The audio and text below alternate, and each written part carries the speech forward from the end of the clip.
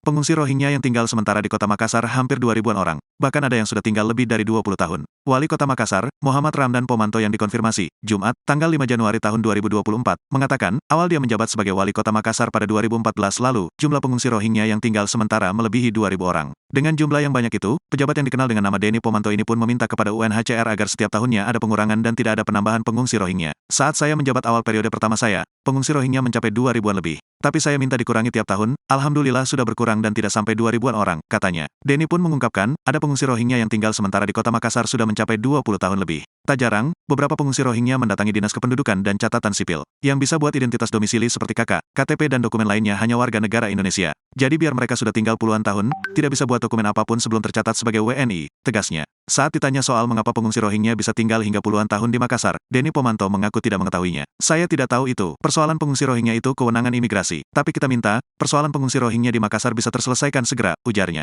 Diketahui, dari dulu pengungsi Rohingya terus berdatangan ke Indonesia. Terakhir, pengungsi Rohingya terus berdatangan di Aceh. Terakhir kasus pengungsi Rohingya ada yang mengajukan permohonan pembuatan kartu tanda penduduk, KTP, dan kartu keluarga KK Indonesia, karena telah tinggal 23 tahun di Indonesia sejak tahun 2000. Pengungsi tersebut bahkan mendatangi kantor Dinas Kependudukan dan Catatan Sipil Kota Makassar untuk mengurus dokumen kependudukan. Seperti yang dilakukan, Nur Islam, 52 tahun, pengungsi asal Rohingya memboyong 6 orang keluarganya mengurus dokumen warga negara Indonesia di kantor Dinas Kependudukan dan Catatan Sipil Kota Makassar, Kamis, tanggal 21 Desember tahun 2023. Dengan berbekal beberapa berkas dari Kementerian Hukum dan HAM serta kartu UNHCR, ia nekat datang guna mengurus kartu keluarga dan KTP. Pengurusan dokumen ini ia lakukan bersama istri dan anaknya lantaran selama hidup 23 tahun di Indonesia, ia bersama istrinya tak bisa mendapatkan pekerjaan. Sementara anaknya tak bisa bersekolah di sekolah negeri. Menurut Nur Islam, ia telah tinggal di Indonesia sejak tahun 2000 dan berada di kota Makassar pada tahun 2013.